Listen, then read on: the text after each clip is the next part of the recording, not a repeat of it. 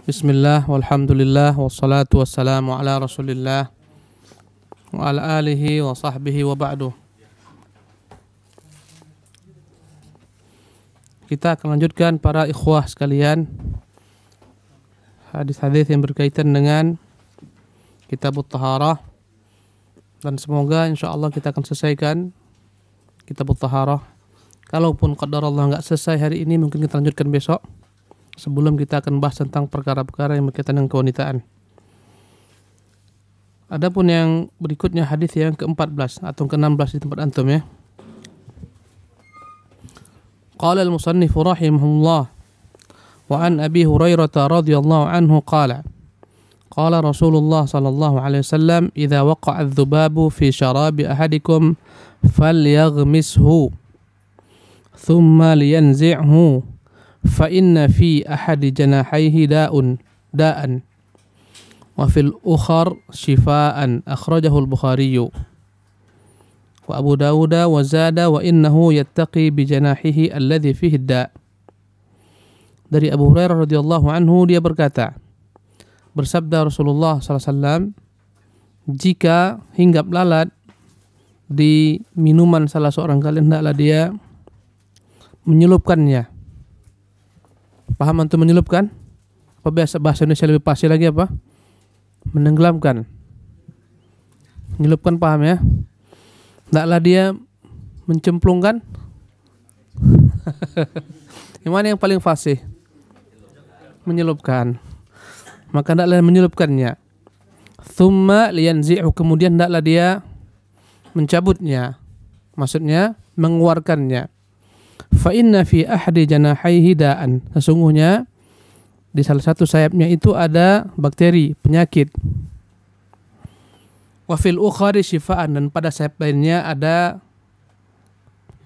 penyembuh, ada kesembuhan atau ada antibakteri tersebut. Hadis dikeluarkan Imam Bukhari. Dan Abu Daud menambahkan wa innahu yattaqi bi janahihi alladhi fi da', sesungguhnya dia akan berupaya melindungi dirinya dengan mendahulukan sayap yang terdapat padanya virus atau bakteri atau penyakit.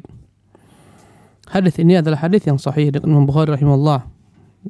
Juga diriwayatkan oleh Abu Daud dengan tambahan, sesungguhnya lalat tersebut berupaya untuk melindungi dirinya dengan mendahulukan sisi sayapnya yang mengandung bakteri. Adapun kaitan hadis ini dengan kitab kita, Kitabut Taharah, apa kaitannya? Kaitannya adalah lalat bukanlah hewan yang bernajis. Seandainya lalat masuk dan mati di dalam bejana salah seorang kalian, kata Rasulullah SAW, dalam minuman kalian, minuman terkadang panas, masuk lalat, kemudian kita tenggelamkan. Apa jadinya ditenggelamkan? Dia mati. Ketika ditenggelamkan mati, kalaulah dia najis, pasti Rasulullah SAW perintahkan agar mencuci wadah ini. Tapi di sini Rasulullah tidak perintahkan untuk mencuci wadah tersebut. Bahkan Rasulullah perintahkan agar alat tersebut sengaja dicelupkan ke dalam air, kemudian barulah dikeluarkan. Apa alasannya? Karena lalat tatkala dia dalam kondisi bahaya akan terjatuh ke tempat yang membahayakan dirinya, dia akan mendahulukan sisi sayap yang mengandung padanya bakteri. Andai kata tidak dicelupkan, maka air tersebut telah tercemar dengan bakteri yang ada pada sayap lalat. Dan kita ketahui bahwa yang namanya lalat senantiasa membawa bakteri-bakteri. Terkadang kita heran, kenapa buah-buahan itu dalamnya ada ulat? Ternyata itu adalah merupakan hasil daripada bakteri-bakteri yang hinggap lalat pada buah tersebut, kemudian dia suntikkan bakteri tersebut, kemudian dia pun berulat. Subhanallah. Jadi intinya, lalat bukanlah binatang yang mengandung najis. Kemudian kalaulah tidak najis, maka wadah yang dimasuki lalat tidak perlu dibuang airnya. Ya, sebagaimana perintah untuk membuang air yang dijilat oleh anjing. Dan ini menunjukkan Islam itu berupaya untuk menjaga segala macam perkara-perkara yang membuang-buang harta atau pemborosan.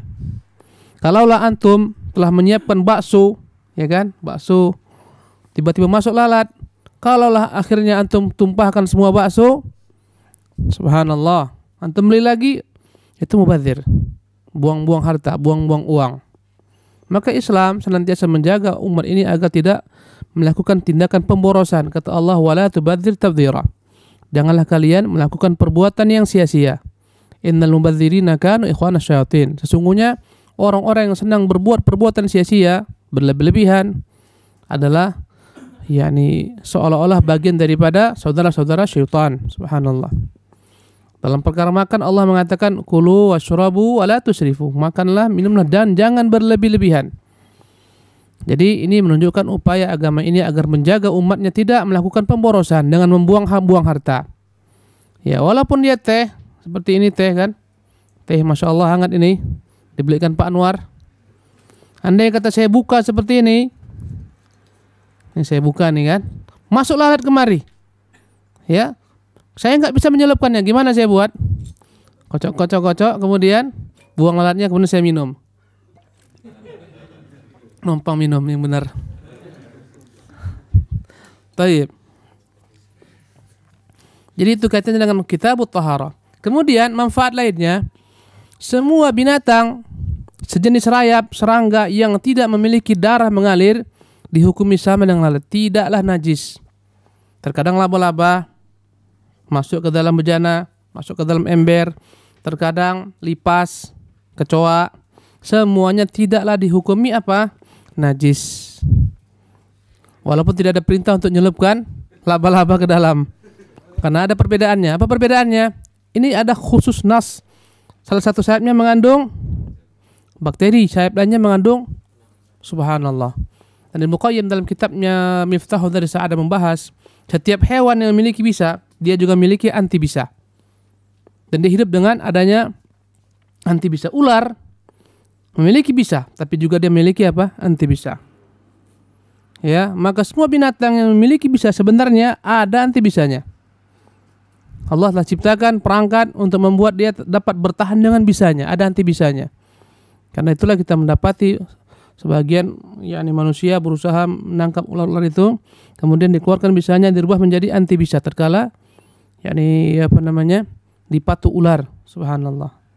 Maka demikian juga dengan lalat, kalaupun satu sisinya dia mengandung bakteri pada sayapnya, tapi Allah SWT ciptakan ada penawarnya pada sayap lainnya. Subhanallah. Jadi binatang apapun juga yang memiliki karakter seperti lalat, tidak memiliki darah mengalir, maka dia dihukumi sama dalam perkara ini. Tidak najis. Ya. Seandainya dia masuk ke tempat tertentu, baik dalam keadaan hidup ataupun mati, maka dia tidak dihukumi najis. Masuk lipas dan mati, buang. Ya. Masuk serangga lain, apakah laba-laba, mati dan buang. Bagaimana hukumnya dengan cicak? Ya. Apakah cicak termasuk benda ataupun makhluk yang dikiaskan dengan binatang? Sebagian ulama ada yang mengkiaskan cicak dengan lalat. Artinya juga cicak tidaklah najis bangkainya. Tidak najis bangkainya. Andai kata cicak mati, tidak najis bangkainya. Sebagian mengatakan tidak, karena cicak memiliki darah yang mengalir. Berarti cicak ketika menjadi bangkai dia hukumnya najis, ya.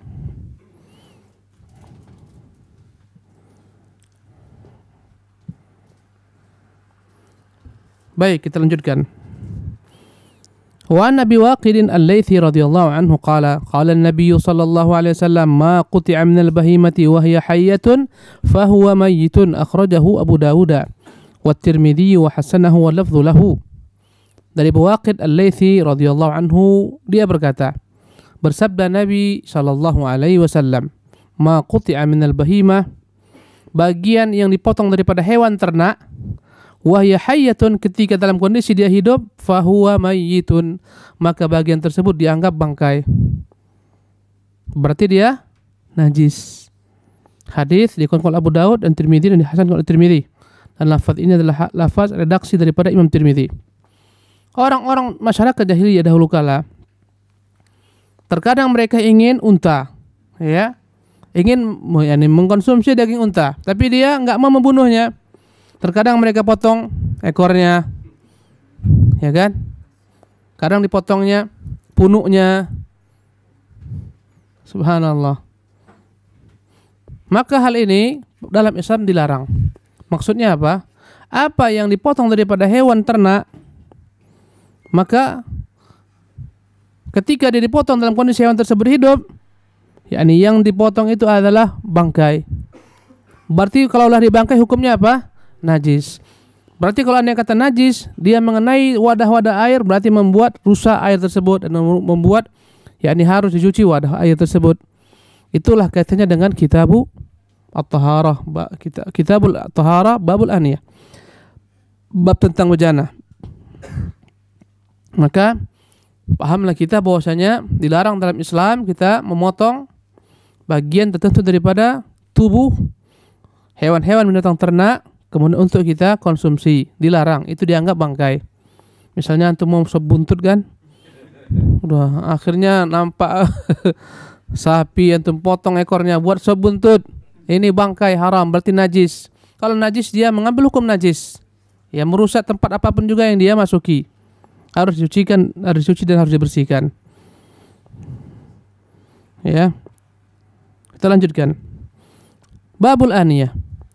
Bab al-aniyah, bab yang berbicara tentang perkara al-aniyah, yakni bejana-bejana ataupun wadah-wadah air. Jadi sebelumnya kita membahas tentang babu al-miyah, bab tentang air. Sekarang kita membahas tentang apa? Babul aniyah, bab yang membahas tentang al-aniyah, bejana. Kenapa demikian? Karena bejana adalah merupakan wadah untuk menyimpan air. Subhanallah. Tatkala kita bicara tentang air, maka kita wajib juga bicara tentang wadah yang dapat menyimpan air. Tayyib. An Hudzaifah ibn al-Yaman radhiyallahu anhuma qala an-nabiy sallallahu alaihi wasallam la tashrabu fi aniyati adh-dhahabi wal fiddah wa la ta'kulu fi sihafiha fa innaha lahum fid dunya wa lakum fil akhirah, muttafaqun alaih. Kita masuk ke dalam bab yang baru. Dari Hudzaifah bin Yaman radhiyallahu anhuma, dia berkata Nabi sallallahu alaihi wasallam, la tashrabu fi aniyati adh-dhahabi wal fiddah. Janganlah kalian pernah meminum di bejana-bejana ataupun cawan-cawan, piala-piala, wadah-wadah yang terbuat daripada emas dan perak. Wala ta'kulu fi sihafiha. Wala ta'kulu fi sihafiha, dan jangan pula kalian mengkonsumsi makanan dengan piring-piring yang terbuat daripada alat-alat tersebut. Fa innaha lahum fid dunya. Sesungguhnya yakni bejana-bejana tersebut untuk orang-orang kafir di dalam kehidupan di dunia. Walakum fil akhirah, tapi kelak untuk kalian di negeri akhirat. Muttafaqun alaih. Dalam hadis yang mulia ini Rasulullah sallallahu alaihi wasallam melarang kita menggunakan wadah untuk menampung air yang terbuat daripada emas dan perak. Kenapa dilarang Rasulullah sallallahu alaihi wasallam? Ada yang mengatakan, ya, larangan ini agar tidak menyerupai orang-orang musyrikin, dan ini yang paling benar. Yang mereka bermegah-megah dalam hidup mereka sehingga piringnya terbuat daripada emas. Para raja piringnya dari emas, minimal perak. Kemudian cawannya daripada emas, minimal perak. Ya. Hal ini dalam agama kita dilarang karena agama kita memerintahkan manusia untuk sederhana, tawadhu, merendahkan diri, tidak berlebih-lebihan, dan ini bagian daripada cara hidup yang berlebih-lebihan yang mengikuti gaya orang-orang musyrikin yang mereka tidak mengenal halal dan haram. Karena itulah ya dilarang kita meniru mereka. Berkata Rasulullah, man tashabbaha biqaumin fahuwa minhum. Janganlah kalian, barang siapa yang meniru suatu kaum maka digolongkan ke dalam golongan mereka. Jadi ini sebab Rasulullah melarang kita makan dan minum dalam bejana-bejana yang terbuat daripada emas dan perak. Ini dia sebabnya. Ada ulama yang mengatakan sebabnya adalah hal ini akan membuat semakin lebar jurang antara orang-orang miskin dan orang-orang kaya. Tatkala orang-orang miskin begitu sulitnya untuk makan, sementara mereka melihat orang-orang kaya makannya pakai emas dan perak. Subhanallah. Dan ini akan membuat mereka merasa sempit dadanya, sempit hatinya melihat kemegahan orang-orang kafir, ya, kemegahan orang-orang kaya maksud saya, dengan segala macam bentuk kemewahan yang mereka miliki, dan membuat hati mereka menjadi bersedih dengan kemiskinannya dan akan membuat permusuhan dan seterusnya. Ini sebab larangan, tetapi Syekh Utsaimin mengatakan hal ini tidaklah benar sepenuhnya, tidak benar, ya. Kenapa? Kalaulah hal ini menjadikan sebab kenapa dilarang, boleh jadi akan meluas kepada perkara-perkara lain. Antum pakai mobil misalnya apa? Kemarin kita lihat apa, Ferrari. Akhirnya orang miskin, aduh bahaya ini. Akhirnya antum nggak beli mobil Ferrari contohnya. Nanti antum pakai pakaian baik, nampak orang miskin? Enggak. Maka kata beliau rahimahullah yang lebih tepat, sebabnya adalah larangan ini untuk tidak meniru orang-orang kufar. Dan ada benda-benda lain, emas dan perak lebih mahal daripada emas dan perak. Ya, kalaulah itu alasannya, bagaimana andai kata dia minum dan makan daripada mangkuk-mangkuk yang terbuat daripada benda-benda yang lebih mahal daripada emas dan perak? Apa contohnya? Hah? Antum lebih tahu lah itu. Subhanallah. Ya, jadi intinya ini terlarang agar tidak meniru gaya hidup orang-orang kufar. Karena orang-orang miskin paling tahu namanya emas dan perak. Ya, semua orang tahu emas perak. Tapi andai kata batu gio, apalagi batu apa? Yang lain-lainnya batu delima, orang nggak tahu, zamrud nggak tahu. Ya, subhanallah. Jadi haram hukumnya, yakni minum dan makan pada wadah-wadah yang terbuat daripada emas dan perak. Demikian juga untuk kegunaan lainnya, menjadi tempat air. Lebih parah lagi kan? Tempat airnya, embernya emas perak. Ini subhanallah. Maka haram menjadikan alat tersebut untuk tempat berwudu. Ya, bersuci dilarang. Subhanallah. Nyuci kain di apa? Dalam ember dari emas. Wah, ini kelewat kayaknya nih. Kemudian kata Rasulullah SAW, fa innaha lahum fid dunya. Ini adalah merupakan untuk orang kafir di dunia ini. Maksudnya apa? Beginilah kehidupan orang-orang kafir. Mereka tidak memperhatikan, yakni memperhatikan aturan-aturan ilahi. Mereka hidup bersenang-senang. Ya, mereka hidup yakni dengan menjadikan dunia ini seolah-olah inilah surga mereka. Karena setelah mereka meninggal tidak lagi ada bagi mereka surga, ya. Maka mereka bersenang-senang. Ketika masuk Umar bin Khattab ke gubuk Rasulullah SAW ketika beliau meninggalkan istri-istrinya selama 29 hari. Ketika itu Umar melihat begitu yakni sederhananya kehidupan Rasulullah SAW.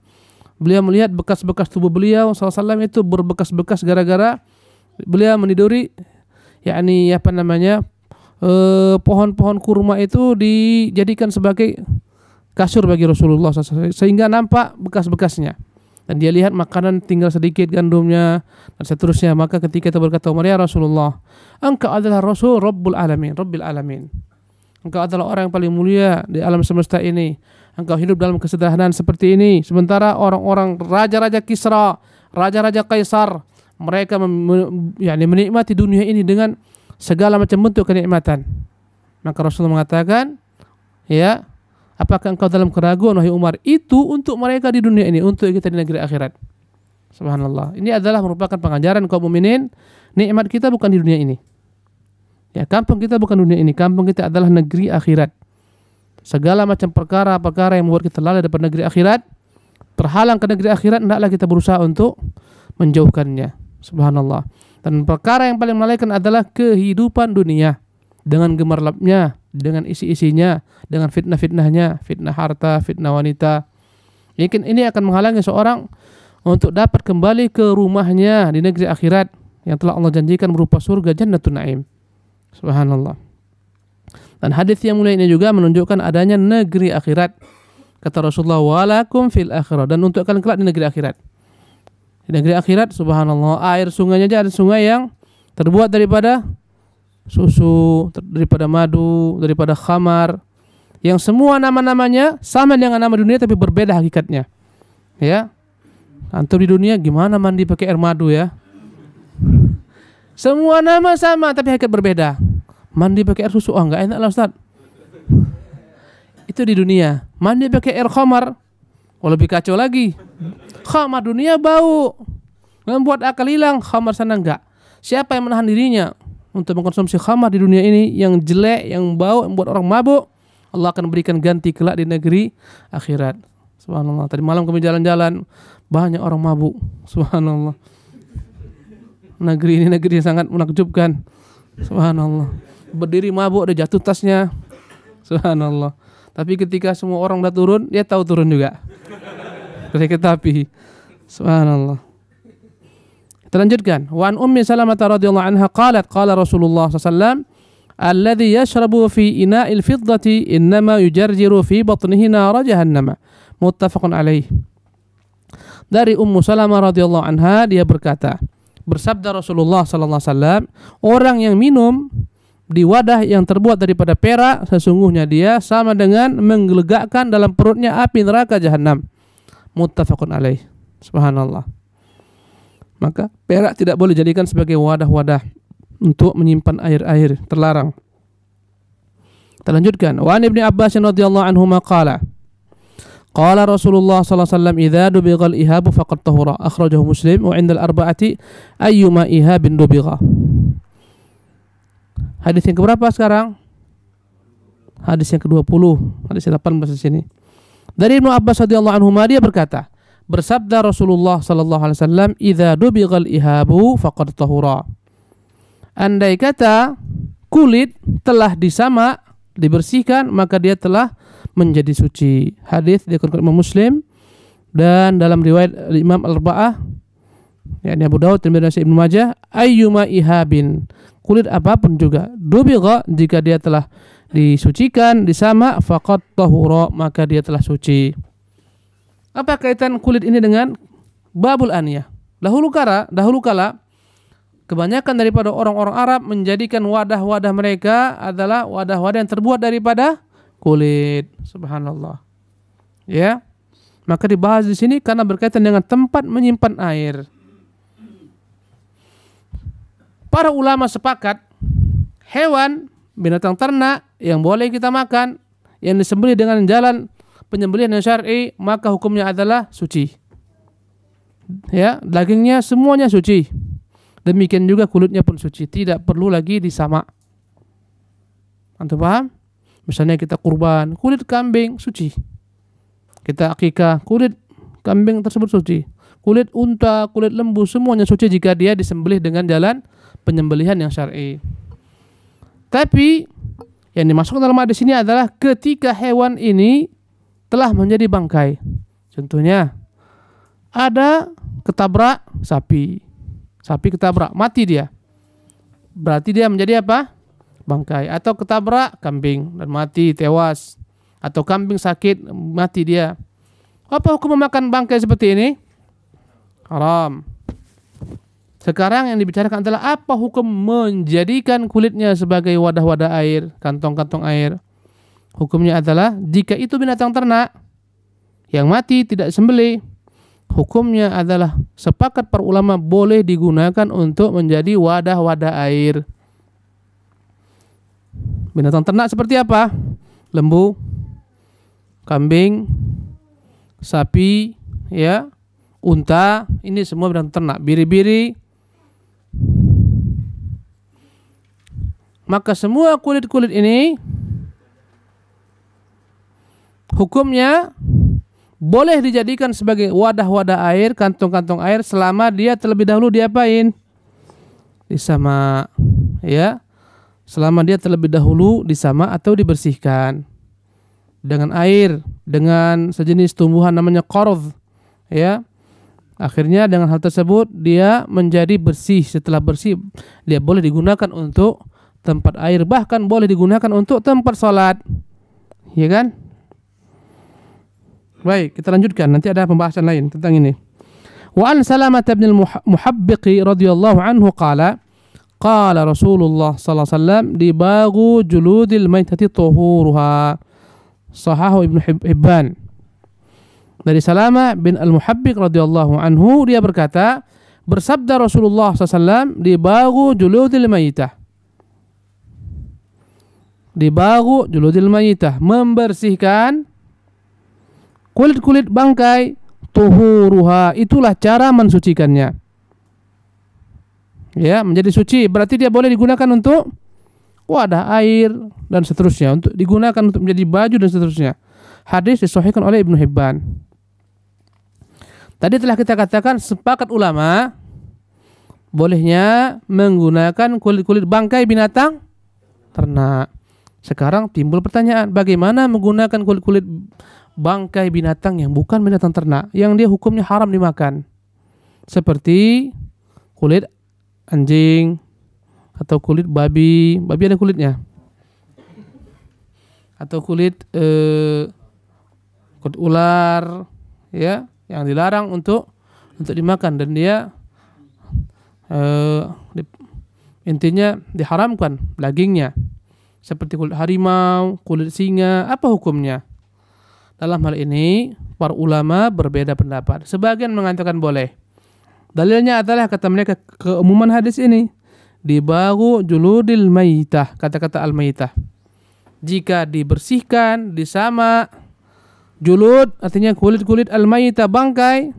Kata-kata al-maitah di sini bangkai umum katanya, masuk semuanya. Tuhuruha, maka dia menjadi suci dengannya, disahihkan oleh Ibnu Hibban.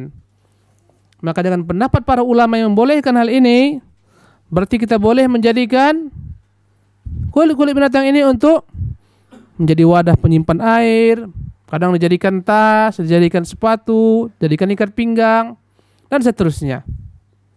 Adapun ulama mengatakan tidak boleh, yang boleh hanyalah binatang-binatang ternak saja, ya. Karena kata mereka hadis ini memiliki sebab ketika Rasulullah SAW melewati kambing yang mati.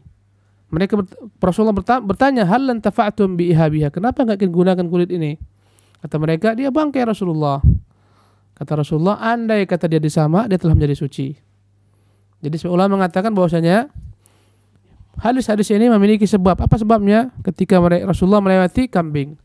Oleh karena itu kata mereka tetap dikhususkan kepada binatang-binatang ternak saja yang boleh dimakan. Andai kata dia menjadi bangkai, boleh digunakan wadah-wadah tersebut untuk kepentingan-kepentingan kehidupan manusia. Ya. Dan kecondongan Syekh Muhammad Shalih Utsaimin rahimahullah, dia mengatakan ini hanya berlaku untuk hewan-hewan yang boleh dimakan saja, binatang ternak. Ya. Tetapi kebanyakan daripada ulama mereka mengatakan boleh jadikan sebagai berbagai macam bentuk kepentingan manusia selama dia telah dibersihkan. Jadi ada dua pendapat di sini. Andai kata antum ragu apa? Mana yang kira-kira yang kuat ini? Mana yang kuat? Apa yang kita lakukan kalau kira-kira kita ragu? Tinggalkan aja lah udah. Nggak usah antum pakai ikat pinggang kulit ular. Nggak usah pakai sepatu kulit ular. Kulit rusa aja lah. Subhanallah. Kalaupun ada yang memakai, nggak ada perkara, ya nggak ada masalah ini karena dia merupakan masalah khilafiyah. Biarkan aja dia pakai. Tapi pribadi per pribadi, maka pilihlah yang paling berhati-hati. Subhanallah. Adapun menggunakan kulit harimau, kulit singa dilarang. Karena ini adalah merupakan wujud kesombongan. Untuk bayangkan singa orang takut dia pakai untuk jaketnya. Kan sombong itu. Subhanallah. Ya kan? Apalagi taring singa mungkin jadikan. Baik. Kita lanjutkan. Wa an Abi Tha'labah al-Khushani radhiyallahu anhu qala qultu ya Rasulullah inna bi ardi qaumi ahli kitabin afana'kulu fi aniyatihim qala la ta'kulu fiha illa an la tajidu ghairaha faghsiluha wa kulu fiha muttafaqun alaih.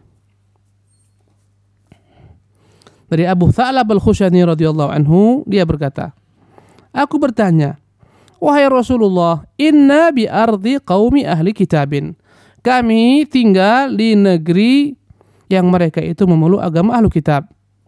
Agama apa? Yahudi ataupun Nasara. Afana'kulu fi aniyatihim, bolehkah kami makan daripada bejana-bejana mereka, milik mereka? Qala, maka Rasul menjawab, la ta'kulu fiha, janganlah kalian makan padanya, illa an la tajidu ghairaha, kecuali andai kata kalian tidak menemukan selainnya. Faghsiluha, cuci dia terlebih dahulu, wa kulu fiha, makanlah padanya. Muttafaqun alaih. Apa kira-kira yang antum ambil hukum daripada hadis ini? Kira-kira apa? Larangan makan daripada bejana milik orang kufar, piringnya, gelasnya, ya. Kalaupun andai kata kita makan, hendaklah terlebih dahulu dicuci, ya. Dan Syekh Shalih mengatakan bahwasanya perintah untuk mencuci ini andai kata kita meminjam bejana orang-orang kufar, meminjam. Kalau andai kata dia undang kita makan, ya, kita diundang mereka makan, maka ketika itu kita melihat yang makanannya halal, sembelihannya halal, tidak perlu kita mencucinya. Karena ketika Rasulullah dihidangkan oleh orang-orang Yahudi di Khaybar makanan, Rasulullah tidak mencuci wadah-wadah tersebut. Tetapi andai kata antum ini ingin menggunakan wadah-wadah, misalnya punya tetangga orang kafir, ya, antum nggak memiliki wadah apapun untuk makan, untuk minum, pinjam milik dia, maka apa yang harus dilakukan? Terlebih dahulu cuci dia, baru dibolehkan makan padanya. Dan ini andai kata kita mengetahui mereka itu senantiasa bersentuhan dengan najis, masak di sana khumur, masak di sana daging-daging Allah haramkan, babi dan seterusnya, ya. Andai kata orang-orang kafir yang hidup di negeri kaum muslimin, di negeri kita Batam itu banyak orang-orang kafir non muslim, ya, orang-orang Tionghoa yang mereka membuka makanan-makanan seafood dan seterusnya, yang kita tahu memang mereka yang masaknya sebagian daripada kaum muslimin, ya, walaupun ada simbol-simbol kekufuran di sana, wadah-wadahnya memang dibuat hanya untuk orang-orang yang makan jenis tersebut, maka ini nggak ada masalah, ya. Andai kata di sini ada restoran orang-orang kufar yang melihat memang mereka memang bukan yakni wadah-wadahnya bukan dicampur adukkan dengan wadah-wadah yang dicampurkan padanya makan-makan haram, nggak ada masalah, ya. Baik, kita lanjutkan. Wa an Imran ibn Husain radhiyallahu anhuma anna an-nabiy sallallahu alaihi wasallam wa ashabahu tawadda'u min mazadati imra'atin musyrikatin, muttafaqun alaih fi haditsin tawil. Dari Imran bin Husain radhiyallahu anhuma bahwasanya Nabi SAW pernah beliau dan para sahabat-sahabatnya berwudu dari tempat yakni wadah air, kantong air milik seorang perempuan musyrik, muttafaqun alaih, dalam hadis yang panjang. Ketika Rasulullah SAW dalam satu peperangan dengan para sahabat-sahabatnya, mereka berjumlah sekitar 80 orang, kehabisan air, diperintahkan 2 orang untuk mencari air, nggak dapat. Lewatlah seorang perempuan musyrik dan dia membawa 2 kantong air yang dinaikkan di atas untanya. Maka perempuan tersebut, ya, digiring kepada kaum muslimin. Kemudian ketika itu Rasulullah SAW minta izin agar dibolehkan, ya, untuk mengambil air tersebut, dan Rasulullah menjanjikan tidak akan berkurang airnya. Subhanallah, ya. Maka bertanyalah perempuan ini, siapa laki-laki ini? Apakah ini orang-orang yang disebut orang-orang yakni Quraisy sabi, artinya orang yang murtad daripada agamanya? Para sahabat enggak mengatakan, iya dia sabi, kata Rasulullah. Seperti yang kau katakan itulah. Kata para sahabat, seperti yang kau katakan itulah dia. Kemudian Rasulullah SAW, ya, berdoa memberkahi air ini. Akhirnya subhanallah, dengan doa Rasulullah SAW semua sahabat berwudu, mereka kasih makan, kasih minum ternak-ternak mereka semua, kasih minum tunggangan mereka, dan airnya tidak berkurang sedikit juga pun, tetap sebagaimana sedia kala. Dan ini menunjukkan mukjizat Rasulullah SAW, memperbanyak makanan, memperbanyak air. Bahkan setelah itu Rasulullah perintahkan agar perempuan ini dibekali dengan gandum, dibekali dengan baju dan seterusnya. Berangkatlah perempuan yang membawa gandum, membawa baju ke kaumnya. Maka dia ceritakan kepada kaumnya ketika bertanya, kenapa engkau terlambat? Dia ceritakan, aku berjumpa dengan orang, mungkin dia tukang sihir yang paling hebat, atau boleh jadi dia seorang rasul yang jujur. Diceritakannya semuanya. Subhanallah, berkat kebaikan perempuan ini ketika sahabat menyerang negeri-negeri sekitarnya, untuk kampung ini nggak diserang. Kenapa? Karena kebaikan perempuan tersebut.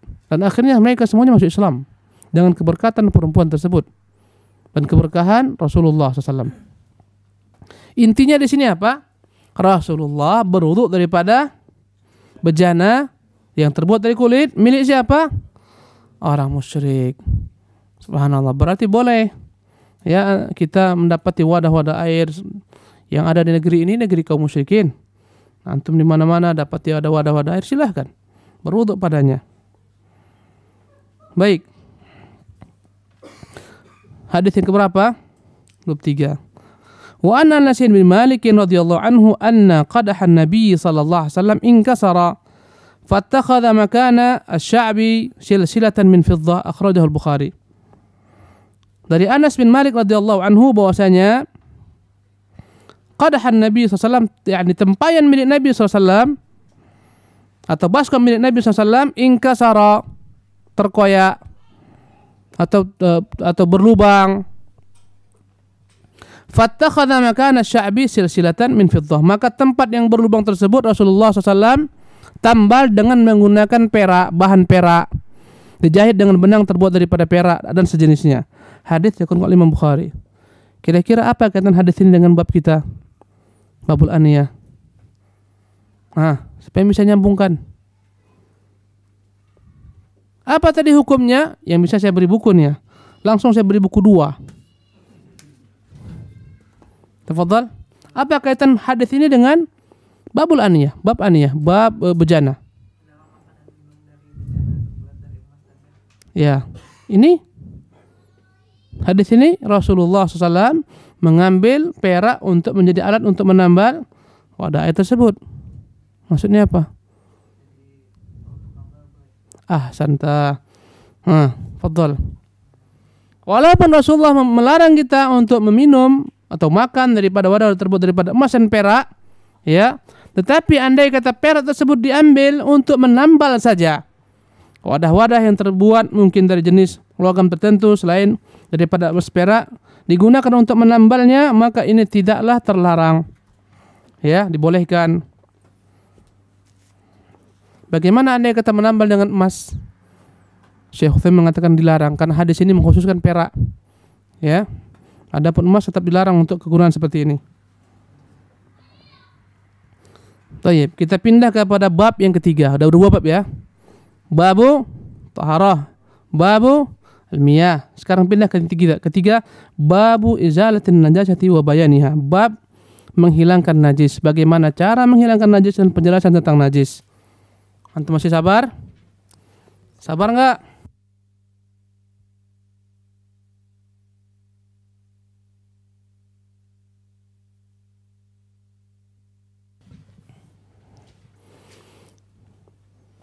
An Anas bin Malik radhiyallahu anhu qala su'ila Rasulullah sallallahu alaihi wasallam anil khamri tuttakhadhu khallan qala la, akhrajahu Muslim.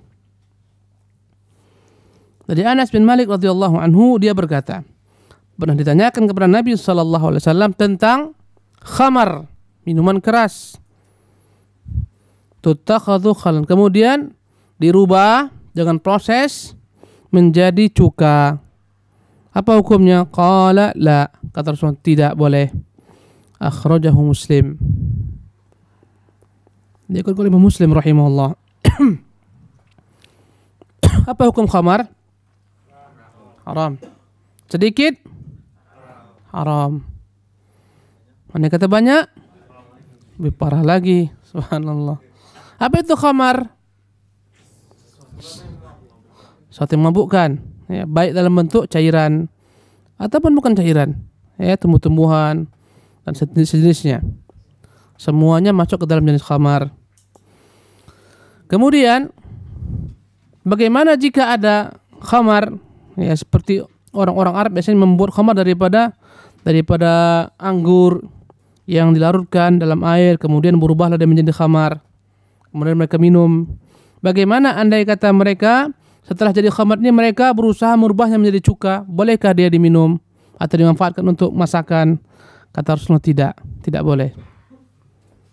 Ya, hadis riwayat Imam Muslim rahimahullah. Tetapi para ulama mengatakan andai kata ada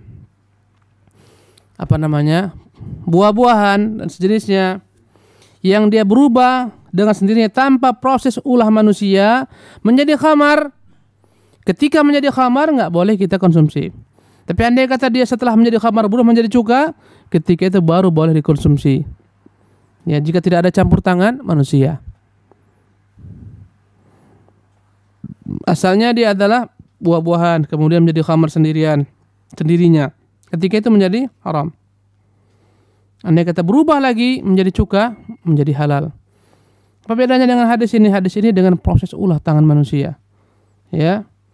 Dan dikhawatirkan akhirnya orang-orang akan membuat khamar dengan alasan apa? Akan membuat cuka. Kenapa kau simpan khamar? Saya mau buat cuka. Lambat laun dia minum. Untuk menutup pintu-pintu kerusakan ini dilarang Rasulullah SAW. Adapun kaitan hadis ini dengan izalatul najasah, bahwasanya para ulama, bahkan mayoritas para ulama menganggap khamar itu najis. Khamar itu najis. Tetapi pendapat yang kedua, sebagian ulama mengatakan khamar itu tidak najis. Dan ini pendapat dan yang dipilih oleh Syekh Muhammad Shalih Utsaimin rahimahullah, ini pendapat yang lebih kuat insyaallah. Khamar itu tidak najis. Zatnya tidak najis. Jam berapa kita sholat? Jam? Itu apa? Bukan orang. Saya kira suara orang ngaji. Hah? Ubi bakar. Mirip suara ngaji ya. Subhanallah. Ini ikhwan-ikhwan kita yang dari Jepang nih nggak perlu antum terjemah. Kasihan juga mereka. Malamnya. Kalau anda kata di belakang sana, di belakang tempatnya, sebenarnya kasihan mereka. Nah, antum ke belakang sana, antum terjemahkan, kira-kira nggak ganggu kita di sini, lah bahasa. Ini kajian ilmu-ilmu yang masya Allah bagus sekali, ya kan? Silakanlah antum panitia, kasihan mereka.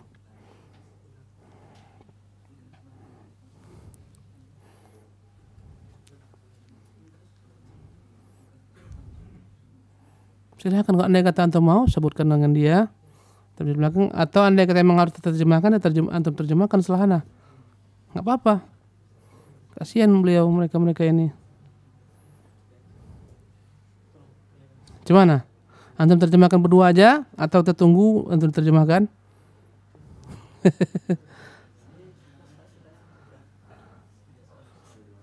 Antum berpahala, Syekh. Kenapa takut? Anda kok dapat antum terjemahkan?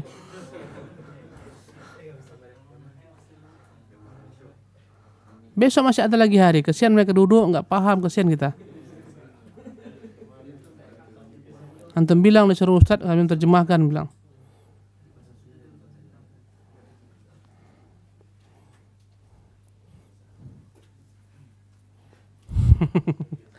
Antum ajak beliau ke belakang, antum terjemah di belakang sana. Paling tidak enggak ketemu suara anda dengan suara antum itu. Sayang sekali, ini adalah masya Allah. Supaya mereka paham alangkah indahnya Islam. Alhamdulillah. Ada 2 orang mereka kan.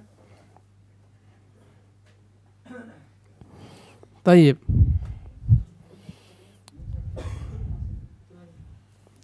Mumtaz. Jadi ikhwan rahimakumullah, apa tadi saya sebutkan, ulama berselisih tentang masalah najisnya apa? Khamar. Kebanyakan ulama, diantaranya pengarang kitab kita Al-Hafidz Ibnu Hajar, mengatakan khamar itu adalah najis. Khamar itu adalah najis. Ya, dan mereka itu mengambil dari firman Allah Subhanahu wa taala, innamal khamru wal maisiru wal ansabu wal aslamu rijsun min amali syaitani fajtanibuhu. Sesungguhnya yang namanya khamar, judi, berhala-berhala, ya, mengundi nasib, sebagaimana orang-orang musyrikin mengundi nasib untuk cari keuntungan, adalah merupakan perkara rijsun, keji, min amali syaitan, perbuatan syaitan, fajtanibuhu, jauhkanlah dia. Kata mereka, kata-kata rijsun, keji, menunjukkan najisnya khamar. Ya.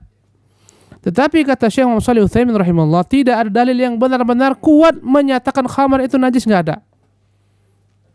Maka kita kembalikan kepada hukum asalnya, bahwasanya segala sesuatu itu hukum asalnya adalah suci, tidaklah najis. Apa kata Syekh Utsaimin sebagai bukti? Bukti dia nggak najis tatkala Allah perintahkan untuk mengharamkan khamar, karena khamar melalui 3 proses dalam Islam. Pertama kali khamar dibolehkan dalam Islam minum, ya, karena mereka begitu dekatnya dengan tradisi jahiliyah. Bahkan Hamzah yakni paman Nabi SAW pernah menyembelih unta milik Ali karena mabuk. Inilah bahayanya mabuk, subhanallah. Ali melapor kepada Rasulullah SAW. Ya Rasulullah, untaku disembelih Hamzah. Hamzah mabuk. Rasul datangi, kata dia, kalian semua adalah hamba bapakku. Kenapa rupanya? Bukankah kalian semua hamba bapakku? Dibilangnya kepada siapa? Nabi SAW. Akhirnya Rasul tinggalkan dia karena mabuk. Sampai-sampai Hamzah menyembelih unta Ali. Ketika Rasul datang, kata dia kepada Rasulullah, kamu semua kan adalah hamba bapakku. Ini dampak daripada mabuk. Makanya kalau orang mabuk, subhanallah, nggak sadar dia, kadang-kadang dia merasa dirinya paling kaya, ya kan? Masuk ke dalam bar, semua kan saya bayari katanya. Mabuk dia. Orang minum semua, setelah minum akhirnya ditagih dia. Nggak bawa uang, subhanallah. Bahaya. Kadang-kadang dia buka baju seolah-olah dia sedang berada di pantai. Telanjang dia. Ini bahaya, karena itu dilarang. Ya. Yang dilarang adalah mabuk untuk mencari kelezatan. Andai kata antum mabuk disebabkan karena perkara lain, misalnya antum terhirup bensin atau spiritus, nggak ada orang yang menikmati spiritus ataupun bensin. Ini mabuk bukan sama dengan mabuk yang pertama tadi. Ya. Atau antum mabuk ketika mancing di lautan. Ini mabuk yang gratis, ini nggak bayar mahal-mahal. Subhanallah. Antum beli sake mahal-mahal. Kalau andai kata antum mau mabuk, nggak usah minum sake. Pergi mancing di tengah lautan yang kencang. Mabuk di sana gratis. Subhanallah. Jadi khamar melalui 3 proses. Pertama kali dibolehkan karena sulitnya menghilangkan tradisi itu. Maka antum mendakwahi orang Jepang untuk tinggalkan khamar payah. Tauhidnya dikuatkan dulu. Pertama kali setelah dia syarat, Pak nggak boleh mabuk. Oh bahaya. Subhanallah. Tapi tauhid kan dikuatkan dahulu. Ya, diajarkan pelan-pelan kepadanya agama. Maka ketika itu turunlah ayat, ya, ayat yang pertama turun mengenai khamar, menjelaskan posisi khamar dalam Islam. Ya, yas'alunaka 'anil khamri wal maisir qul fihima itsmun kabir wa manafi'u lin-nas wa itsmuhuma akbaru min naf'ihima. Mereka bertanya kepadamu tentang judi dan minuman keras. Katakan pada keduanya ada manfaat-manfaat yang banyak, tapi dosa-dosanya lebih besar daripada manfaatnya. Jadi Allah tidaklah mengatakan enggak ada manfaatnya, ada manfaatnya. Yang penakut minum khamar jadi pemberani. Orang judi ketika menang dia pulang bawa uang banyak ke istrinya. Ini manfaat kan? Iya kan? Menang judi dia beli mobil, manfaat. Dia beli subhanallah, bermanfaat. Dia beli apartemen. Anda dengar kabarnya di Batam itu ada orang yang menang lotre, menang judi, dia bangun kuil besar. Subhanallah. Ini manfaat, ya kan? Tapi itsmuhuma, dosa keduanya dengan mudaratnya lebih besar daripada manfaatnya. Subhanallah. Ya. Manfaatnya sedikit, mudaratnya besar. Dan dalam Islam senantiasa Islam memandang 2 sisi. Mana lebih besar maslahatnya atau mudaratnya? Andai kata besar maslahatnya dianjurkan, besar mudaratnya dilarang. Maka rokok itu besar mudaratnya, dilarang dalam Islam. Manfaatnya sedikit. Ya, dan semua perkara-perkara yang besar mudaratnya daripada manfaatnya terlarang dalam Islam. Merokok besar atau kecil manfaatnya? Kecil. Mudaratnya besar. Merokok dapat menyebabkan kanker, apalagi impoten, apalagi serangan jantung, bahaya. Subhanallah. Maka dilarang. Ya. Karena lebih besar mudaratnya. Fase kedua, khamar itu dilarang. Yang pertama ini hanya dijelaskan saja, belum dilarang. Bahwasanya khamar itu manfaatnya ada tapi lebih besar mudaratnya. Fase kedua, dilarang minum khamar ketika mau sholat. Kata Allah, ya ayyuhalladzina amanu la taqrabus salata wa antum sukara. Wahai orang-orang beriman, janganlah kalian minum khamar tatkala kalian mau sholat dalam keadaan mabuk. Ya. Karena pernah ada seorang sholat dan dia mabuk, akhirnya ngaco bacaannya. Kacau. An'amtu alaihim katanya. Siratal ladzina an'amtu alaihim, jalan orang yang kuberi nikmat kepada mereka. Bahaya. Mabuk, kadang-kadang ngaco. Rakaat yang 4 dibuatnya 5. Bahaya orang mabuk. Subhanallah. Ya, Allahul musta'an. Maka dilaranglah orang-orang Islam salat, ya, sebelum salat dia minum dilarang. Maka semakin sedikitlah frekuensi mereka minum. Di Jepang ini Anda dengar, kalau orang mau menyetir mobil dia nggak berani minum, ya kan? Karena kuatnya disiplin di sini. Ini maksiat yang tertata rapi. Subhanallah. Yang dilarang, ya. Dia takut nggak minum khamar, kenapa? Karena memang inilah maksiat yang dimanajemen, yang dimanage dengan cara yang rapi. Subhanallah. Maka orang-orang Islam ketika itu pikir-pikir, ini masa zuhur ini, janganlah mabuk. Maka mereka pun menjauhi minum keras. 1 hari 5 kali berjumpa Allah yang wajib. Maka semakin sedikit frekuensi mereka. Tatkala telah kuat, perintah larangan pun datang yang ketiga. Bahwasanya khamar, judi, ya, berhala-berhala, mengundi nasib. Maksud mengundi nasib ini bukanlah yang sebagaimana kita ketahui mengundi, enggak. Orang-orang Arab dahulu kala, andai kata mereka mau pergi, mau nikah segala macam, datang ke berhalanya. Di sana ada seperti kata-kata ya, tidak, ya, tidak. Misalnya dia mau nikah tanggal 23, kocok-kocok keluar, tidak, jangan. Itu. Nah, itu dia. Nah, itu yang dimaksud al-azlam di sini. Semuanya adalah merupakan perbuatan yang keji daripada perbuatan syaitan, jauhilah dia. Maka dengan ayat ini turun, semuanya haram. Kata Syekh Utsaimin, kalaulah khamar itu haram, ketika turun ayat ini, Anas sedang sibuk, dia di rumah bapaknya Abu Talha, sedang menuangkan air arak ini untuk diminum. Ketika itu datang seorang, semua haram, sekarang telah diharamkan khamar. Seketika mereka tumpahkan di mana? Di jalan-jalan, di pasar-pasar. Kata Syekh Utsaimin, kalaulah khamar itu haram karena najis, nggak akan mungkin kita boleh menajisi pasar-pasar kaum muslimin, jalan-jalan kaum muslimin. Dilarang seorang itu mengotori tempat-tempat umum. Rasulullah melaknat orang-orang yang mengotori dengan buang air besar di pohon-pohon tempat orang berkumpul, di rumah-rumah. Dilarang, terlaknat. Ya kan?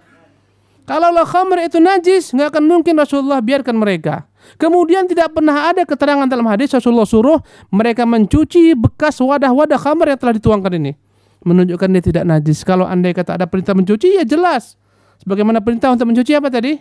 Bejana. Karena itulah pendapat yang paling kuat, dan ini insyaallah rajih, khamar tidak najis, tetapi dia haram.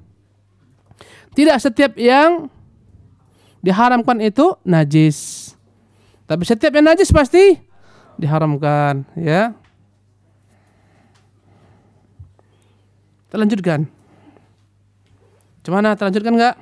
Masih tahan? Wa anhu qala lamma kana yawmu Khaybar amara Rasulullah SAW Aba Talhata fanada inna Allah wa rasulahu yanhayanikum an luhumil humuril ahliyah fa innaha rijsun, muttafaqun alaihi.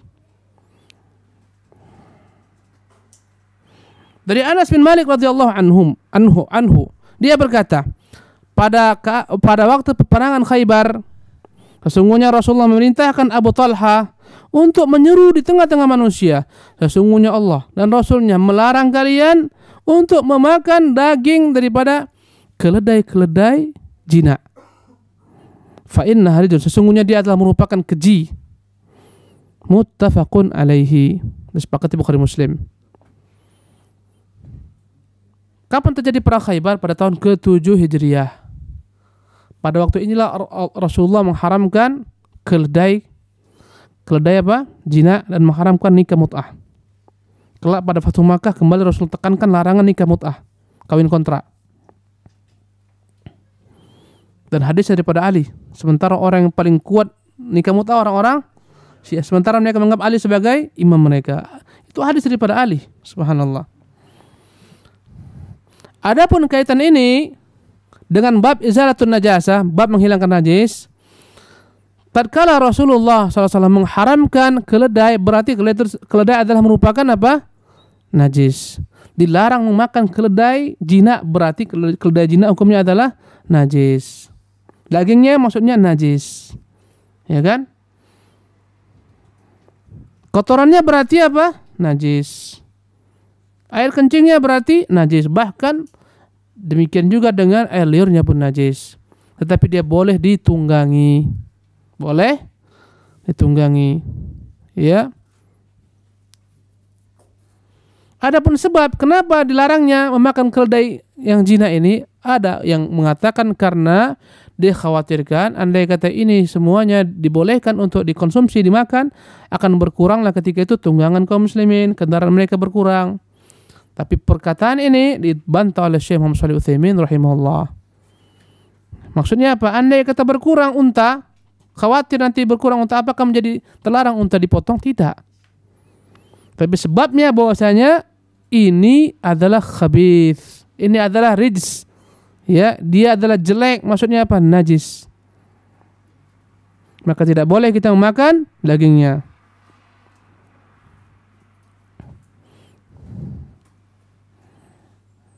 Berarti andai kata terkena dengan apanya? Air kencingnya, terkena dengan kotorannya, berarti dia dianggap apa? Najis yang harus dibersihkan.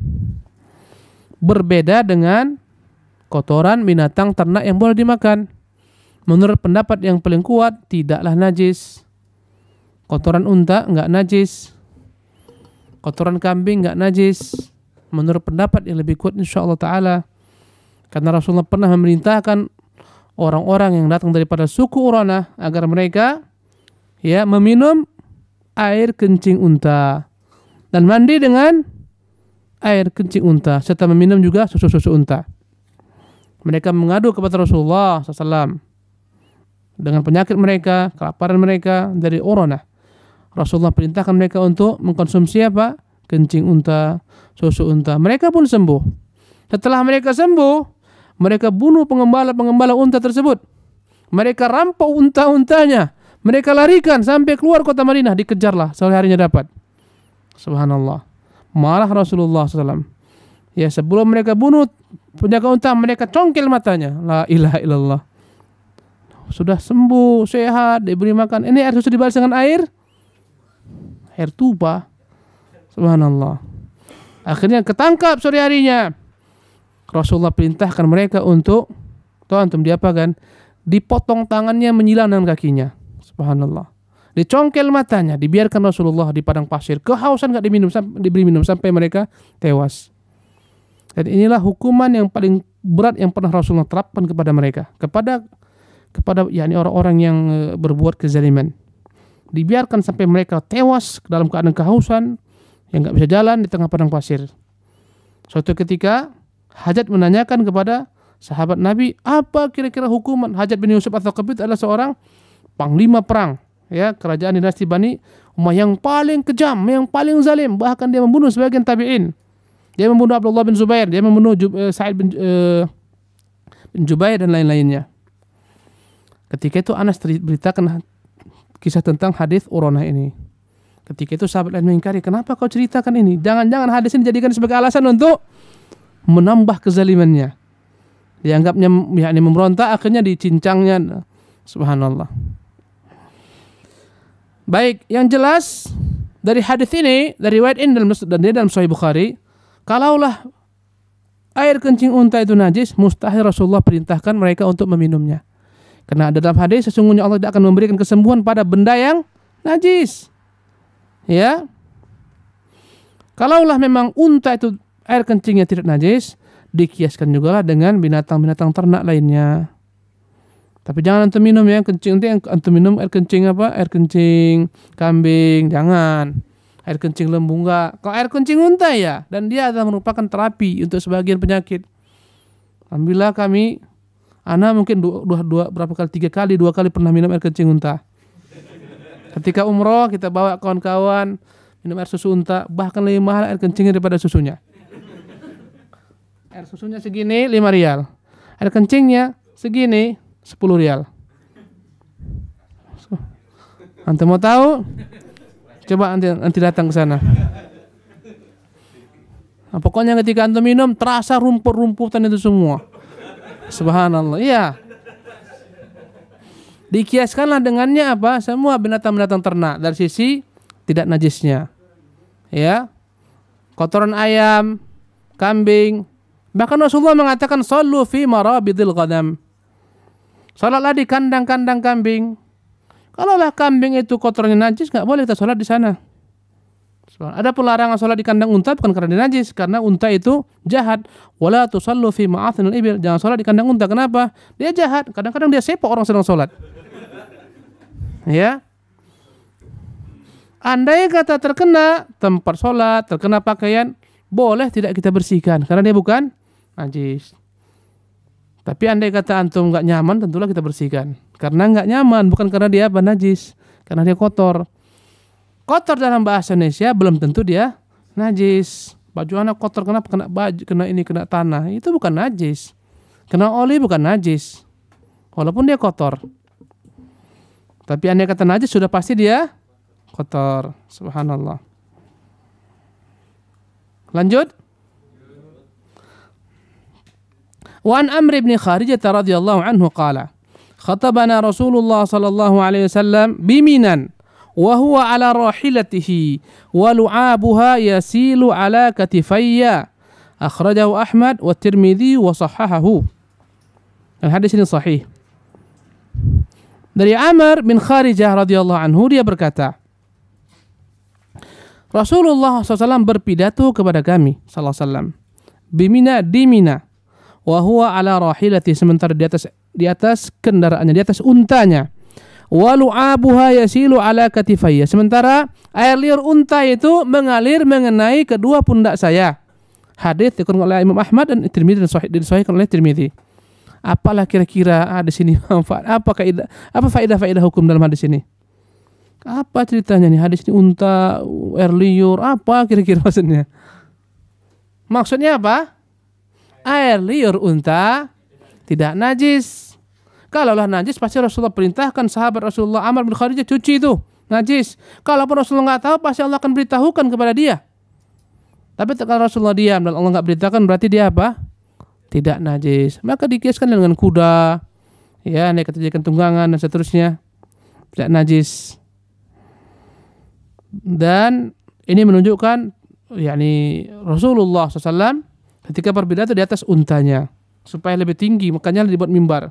Untuk apa mimbar dibuat? Supaya orang lebih melihat, supaya yang jauh itu melihat. Kenapa anda lebih tinggi ini? Karena supaya antum yang di belakang sana dapat melihat ana. Subhanallah, itu tujuannya. Maka dibuatlah mimbar. Tujuannya agar lebih berinteraksi antara yang pembicara dengan para pendengar. Kemudian pada hadis sebelumnya Rasulullah perintahkan Abu Talhah, bapaknya Anas, memberitahukan diharamkan apa? Keledai. Kenapa Abu Talhah? Karena dia suara yang paling kuat. Disuruh Abu Talhah memberitakan dengan suara yang lantang. Dan ini menunjukkan bolehnya kita menggunakan sarana untuk menyampaikan pembicaraan kita, baik dengan mikrofon. Subhanallah, boleh, bukan bid'ah. Kalaupun dia bid'ah secara bahasa, karena nggak ada pada masa Nabi SAW. Ya, intinya gimana supaya sampai. Maka Talha diperintahkan untuk memberitakan demikian, karena Abu Talha suaranya begitu kuatnya. Berarti kita boleh menggunakan semua fasilitas dalam menyampaikan agama ini, baik melalui radio, melalui internet, dan sekarang alhamdulillah antum lihat subhanallah ya. Ini disiarkan di sebagian radio kita di Indonesia. Kita di sini, mereka mendengarkan di sana. Subhanallah, ini adalah merupakan bentuk daripada karunia Allah Subhanahu wa taala. Jadi bukan dia dianggap sebagai bid'ah. Kita lanjutkan. Wa an Aisyah radhiyallahu anha qalat kana Rasulullah sallallahu alaihi wasallam yaghsilul maniyya thumma yakhruju ila as-salati fi dhalika ath-thawbi wa ana anzuru ila athar al-ghusl fihi muttafaqun alaih. Dari Aisyah radhiyallahu anha, dia berkata, adalah Rasulullah SAW mencuci mani, kemudian dia keluar menuju salat dalam pakaian tersebut. Sementara saya melihat bekas cucian tersebut masih ada padanya, muttafaqun alaih. Apa kaitan hadis ini dengan bab izalatul najasah, bab menghilangkan perkara-perkara yang najis? Para ulama berselisih pendapat mengenai hukum mani, najiskah dia? Mani apakah najis atau tidak? Dan pendapat sebagian ulama, mani itu najis karena dia keluar daripada al-qubul, dari depan, dan semua yang keluar daripada qubul dan dubur, dari depan dan belakang adalah najis. Ya, apa yang keluar daripada qubul? Kencing. Apa yang keluar daripada dubur? Kotoran. Ulama mengatakan semua yang keluar daripada kubur dan dubur najis. Maksud diantaranya apa? Mani. Maksudnya secara kebiasaan. Andai kata nggak terbiasa, keluar dari depannya ketika dia kencing, keluar batu. Ini bukan kebiasaan. Kadang-kadang ada orang memiliki penyakit batu apa? Batu karang. Kencing dia yang keluar apa? Batu yang keluar. Ya, subhanallah. Maka batu itu nggak dianggap najis karena dia bukanlah kebiasaan. Adapun kencing jelas najisnya. Jadi pendapat kedua mengatakan mani itu tidak najis. Dan ini pendapat yang lebih benar. Kalaulah mani najis berarti kita semua berasal daripada siapa yang rela berasal daripada najis? Tapi kaji karena ini pembahasan fikih. Ya. Adapun Rasulullah SAW mencuci mani di sini bukan karena dia adalah perkara najis, tapi dia perkara yang tidak layak saja. Ya.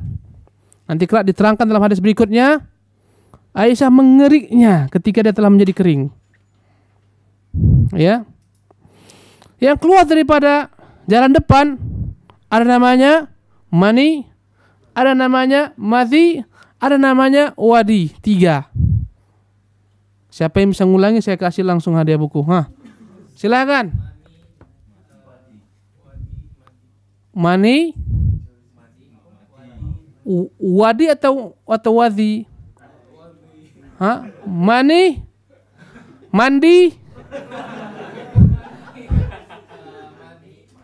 mani, madhi, dan satu lagi wadi. Fadhal. Ini nanti kasih untuk antum nih. Langsung kasih 2 untuk dia. Karena 3 dia jawab. Andai kata terjawab 1 kasih setengah. Apa itu yang namanya mani? Mani adalah air yang keluar dari jalan depan dari laki-laki ketika dia syahwatnya naik, ya, ketika mencampuri keluarganya atau sebab-sebab lain. Ketika bermimpi keluarlah.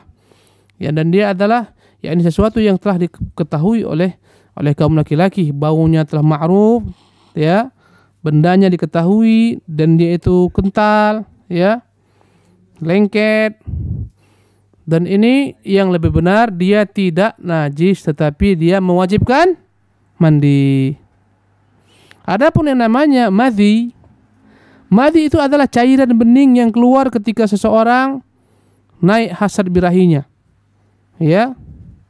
Dan dia adalah air yang bening yang sedikit sekali. Madhi ini adalah najis.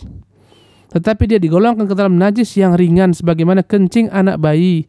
Cukup dipercikkan bersih. Nggak perlu dicuci. Namanya apa?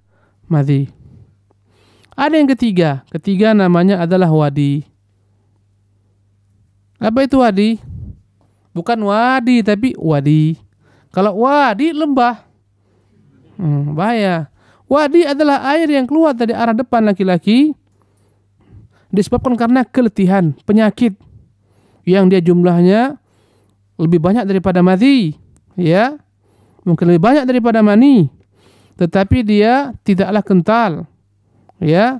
Dan dia keluar karena keletihan atau karena penyakit. Ini hukumnya juga najis, tetapi dia tidak mewajibkan mandi.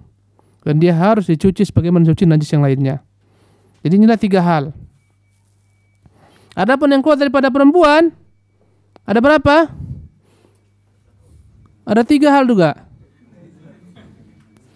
Darah haid, darah nifas, darah istihadhah, semuanya najis. Ya. Adapun yang namanya kencing semua sepakat kita najis. Ya, yang dari belakang semuanya najis. Baik, dari pendapat yang kita pilih insyaallah bahwasanya mani tidaklah najis. Ya, buktinya apa? Ini dia. Hadis berikutnya, hadis yang ke-28, 30 menurut antum. Wali muslimin laqad kuntu afruquhu min thawbi Rasulillah sallallahu farkan fayusalli fihi. Wa fi lafdhin lahu laqad kuntu ahukkuhu yabisan bi dhufri min thawbihi. Dalam riwayat Muslim berkata Aisyah, laqad kuntu afruquhu min thawbi Rasulullah. Aku yang langsung mengeriknya dari baju Rasulullah SAW. Farkan, kerikan, fa yusalli fihi, kemudian dia salat dalam baju tersebut. Dalam lafaz lainnya, laqad kuntu ahukkuhu, aku telah menggaruknya ya bisan ketika dalam kondisi kering, bi dhufri dengan kukuku, min thawbihi, dari pakaian Nabi SAW. Dan ini menunjukkan tidak najisnya mani, karena dibiarkan Rasulullah SAW tidak dicuci. Tadi diapain? Dicuci. Sekarang tidak dicuci dan dia mengering dan dikerik oleh Aisyah. Dan ini menunjukkan betapa tawaduknya, betapa sederhananya kehidupan Rasulullah. Pakaian yang dibawa tidur itulah yang dibawa sholat, sementara kita satu gudang pakaian, ya enggak? Subhanallah, begitu tawaduknya Rasulullah SAW. Pakaian yang dibawa tidur itulah pakaian yang dibawa sholat, sallallahu alaihi wasallam, ya kan? Allahu Akbar.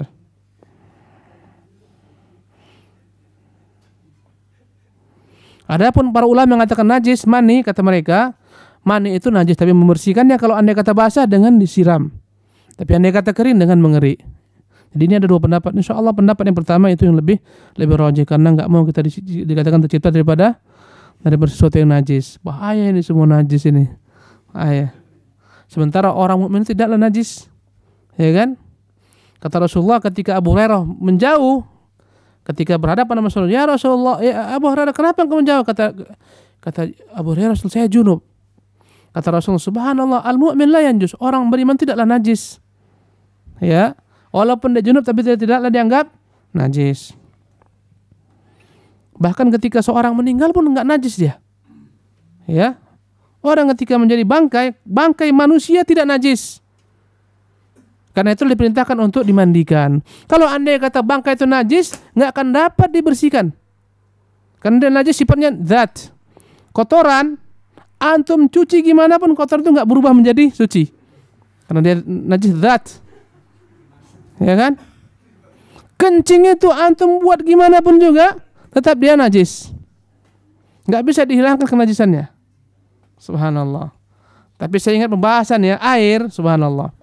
Saya lupa membahasnya. Air itu andai kata misalnya ada air yang besar, itu adalah merupakan tempat berkumpulnya segala macam air, masuk daripadanya air kotoran segala macam. Kemudian andai kata melalui proses penyulingan, akhirnya semua air ini dapat disuling menjadi air bersih, boleh nggak digunakan? Hah? Mungkin nggak terjadi. Bukan sebagian negeri ada seperti itu. Nggak ada lagi tempat, nggak ada lagi sumber-sumber air yang mau disuling. Akhirnya disulinglah air seperti ini. Jadi maka yang benar, ketika dia berubah menjadi sesuatu yang bersih, suci, boleh dipakai. Ketika dia memang mengumpulkan syarat-syarat air mutlak, suci, boleh dipakai. Ya, walaupun tentunya untuk dibuat berwudu, untuk dibuat minum, andai kata itu aslinya sumbernya, maka hendaklah pikir-pikir ulang. Kita lanjutkan.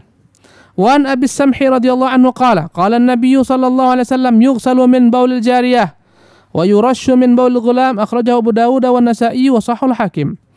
Dari Abu Samah radhiyallahu anhu dia berkata Nabi SAW, dicuci jika terkena kencing anak perempuan dan dipercikan andai kata terkena kencing anak laki-laki. Hadis diriwayatkan oleh Abu Dawud dan Nasa'i dan Sahihul Hakim.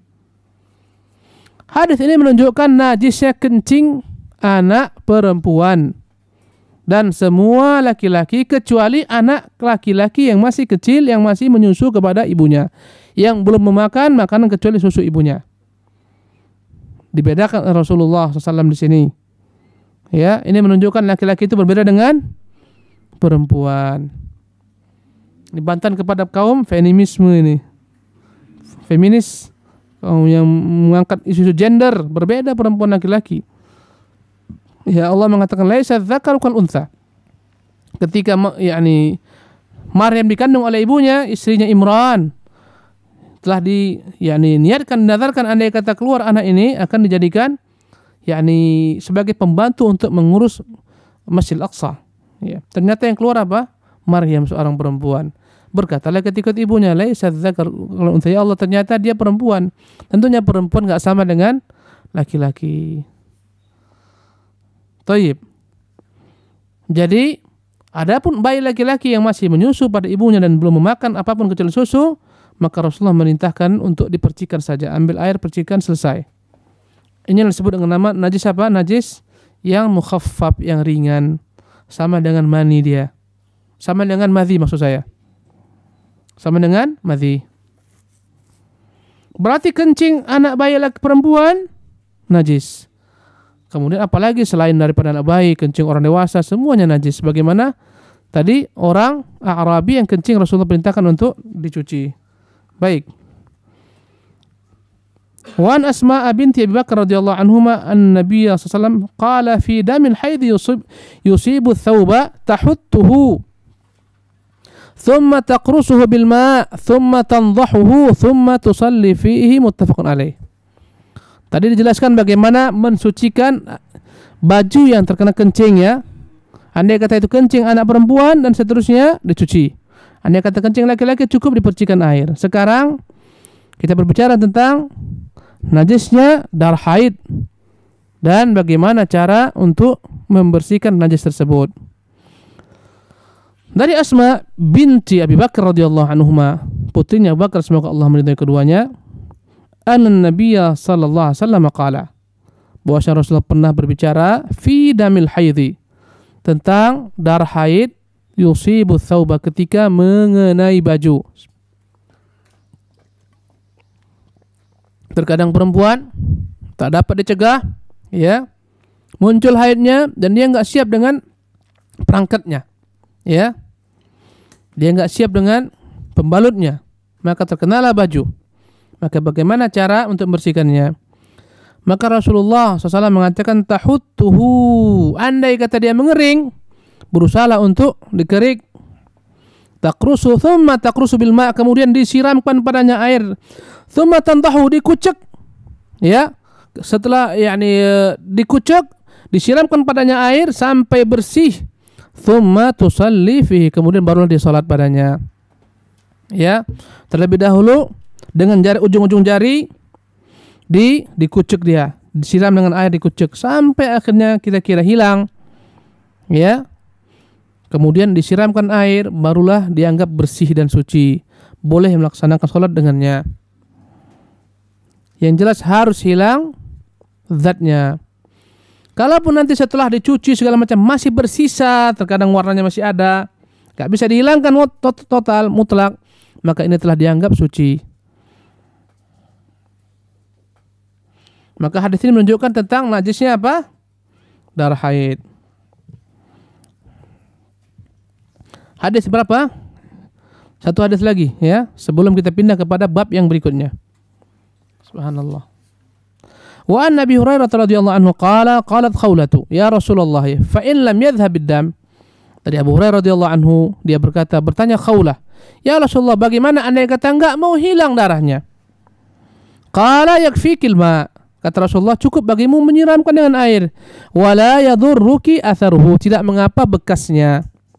Andai kata udah maksimal dibuat ternyata enggak mau hilang juga, masih ada bekasnya, maka kata Rasulullah, yadurruki atharuhu, tidak membahayakanmu bekas yang tersisa. Akhrajahu Tirmidzi wa sanaduhu dhaif.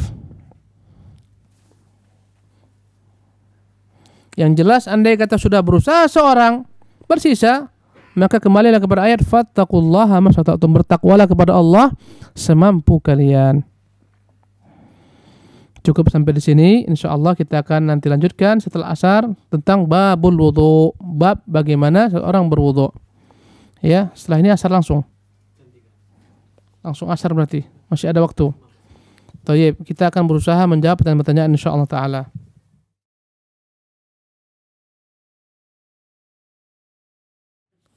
Pertanyaannya, pertama, apakah kita harus menggunakan sajadah bila ingin sholat di luar, seperti di taman, stasiun kereta api dan sebagainya? Tidak harus. Dan tidak ada keharusan sholat dengan sajadah. Ya, kita harus pahami bahwasanya bukanlah keharusan sholat dengan sajadah. Andai kata ada, gunakan, nggak ada, nggak payah dipaksakan harus ada. Sebagian kaum muslimin menganggap tidak sah salat tanpa sajadah. Enggak benar. Tidak benar. Rasulullah salat di atas pasir sallallahu alaihi wasallam, enggak ada sajadah. Andai kata panas terik, para sahabat membentangkan kain, yakni selendang mereka untuk melindungi panasnya pasir. Mereka bentangkan kain mereka. Inilah dia mungkin yang kita sebut dengan nama Sajadah. Para sahabat andai kata nggak panas, mereka sholat di atas pasir dan seterusnya, nggak ada masalah. Jadi maksudnya tidaklah perlu kita mewajibkan diri, mengharuskan harus sholat dengan sajadah, ya. Tapi dimanapun sholat silahkan, selama dia bersih tempatnya, di jalan, di taman, di mana-mana boleh. Bolehkah wudhu tanpa menggunakan baju atau telanjang, misalnya setelah mandi? Boleh, nggak ada larangan. Ya, nggak ada larangan. Setelah mandi jinabat langsung dia berwudhu. Bahkan boleh seseorang tidak wudhu setelah mandi jinabat. Mandi jinabat, mandi junub, ya. Langsung ajarkan kita mandi jinabat. Pertama mencuci kemaluan, setelah itu mencuci tangan, barulah berwudhu. Setelah itu kita menyiramkan air 3 kali ke atas kepala kita, barulah mengguyurkan air kepada seluruh tubuh. Setelah itu kita keluar dan tidak perlu berwudhu. Rasulullah sebelum keluar dia mencuci kedua kakinya. Barang siapa yang melaksanakan mandi besar, namanya mandi jinabat atau taharah kubra, maka boleh baginya tidak berwudhu, taharah sughra. Tapi yang dia junub, tidak boleh baginya sekedar berwudhu, dia harus juga mandi. Ya, nggak cukup hanya berwudhu, dia harus mandi. Kecuali andai kata dia tidak menemukan air, maka dia dibolehkan untuk bertayamum walaupun dalam keadaan junub. Boleh dia bertayamum. Bagaimana hukum meminjam celana orang kafir yang dia tidak sunat dan tidak mencuci kemaluan setelah kencing? Apakah celana itu boleh dipakai untuk sholat atau harus dicuci dahulu? Andai kata tentang tradisi mereka kencing sembarangan, ya, maka jangan dipinjam bekas yang dia pakai. Tapi andai kata udah masuk laundry, udah dicuci, nggak ada masalah. Jangankan orang kafir, celana yang dipakai teman kita mungkinnya kita payah makainya andai kata bekas dia pakai, ya enggak?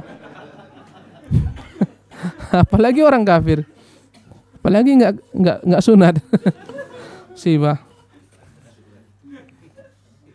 Baik. Apakah ini maksud keledai jina? Keledai jina keledai. Berarti keledai yang liar yang di padang-padang pasir itu boleh dimakan. Yang enggak ada tuannya itu liar.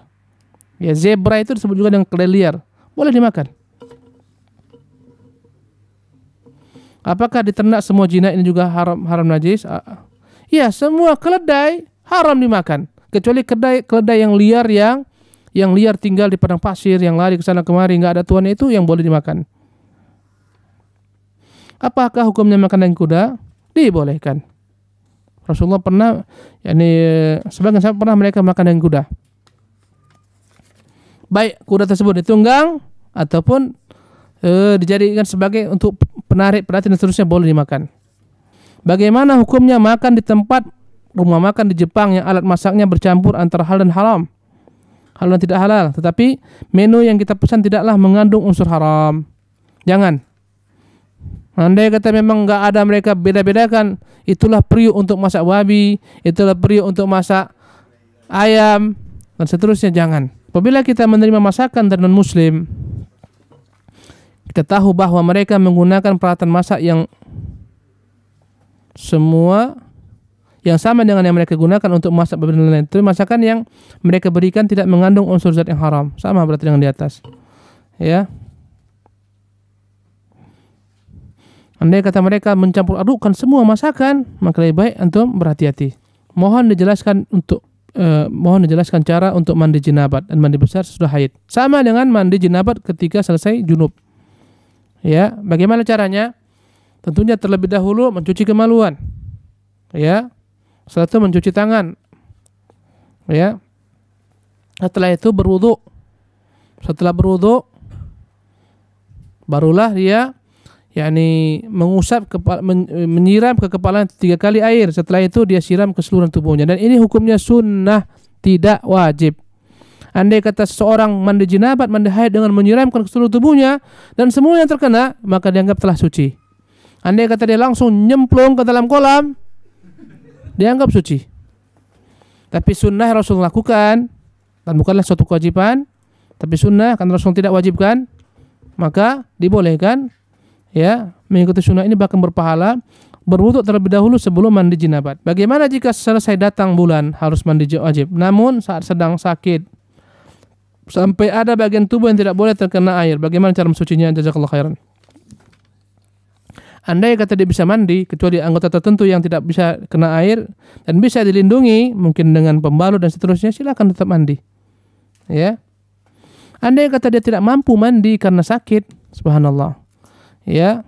Apakah dia menggantikan mandinya dengan tayamum atau tetap menggantikan dengan wudu karena dia bisa berwudu? Dalam hal ini ulama ada yang mengatakan bahwasanya cukup bagi dia berwudu, dan ada yang mengatakan digabungkan antara wudu dan tayamum. Allah taala alam. Bagaimana caranya menjauhkan suami daripada khamar? Bahaya. Suami sering beralasan kalau sudah terbiasa sehingga sulit untuk berhenti darinya. Yang penting di rumah sterilkan. Andai kata di rumah ada khamar dalam kulkas, segera seketika ambil, sterilkan, buang. Tentunya juga pendekatan ilmiah, dakwah, ini bahaya seperti ini dan seterusnya. Kemudian jauhkan daripada lingkungan sekitar.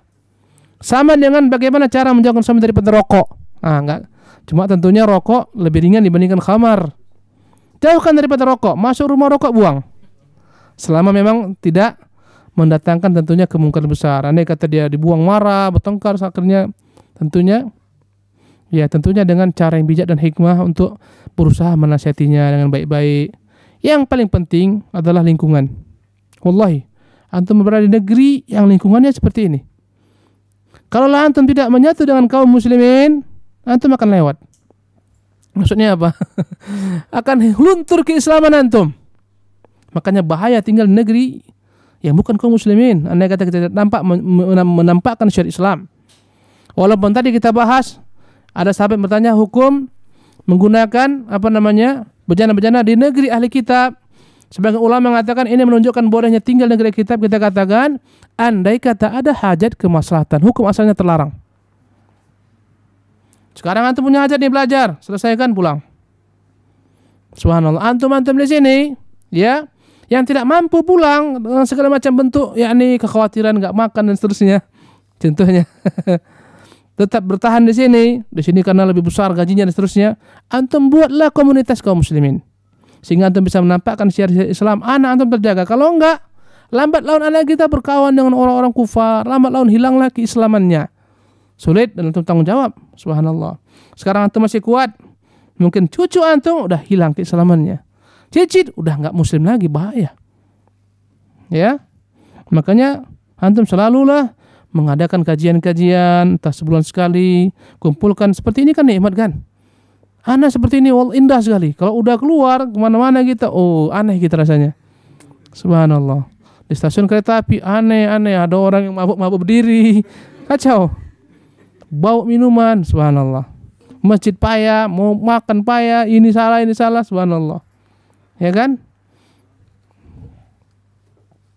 Jadi untuk mereka yang baru mengenal Islam, boleh jadi dia masuk Islam, tentulah hendaklah pertama kali pasangannya menanamkan kepadanya kewajiban taat kepada Allah dan Rasulnya. Kemudian hal ini akan dapat tercapai ketika pasangannya mampu menerangkan inilah beda Islam dengan agama non-Islam. Akidahnya Tuhannya satu nggak pening. Ada orang Tuhannya 3 pening, mana mau dicari itu ini? Apalagi Tuhannya sampai semua banyak, sampai berpuluh Tuhannya, pening. Ada dewa mabuk, bahaya. Makanya kuat mereka khamar kan, ada dewanya. Ya, subhanallah. Pahamkan kepadanya ini akidah bukan sembarangan akidah. Mengatur kehidupan manusia. Sebagian orang-orang menganggap Islam itu adalah kebiasaan. Boleh jadi di negeri Jepang ini dianggap antum ini semua sholat itu adalah merupakan apa? Hobi dan kebiasaan. Ya hobinya itu hobi tuh sholat tuh. Dianggapnya itu hobi. Dianggapnya kebiasaan.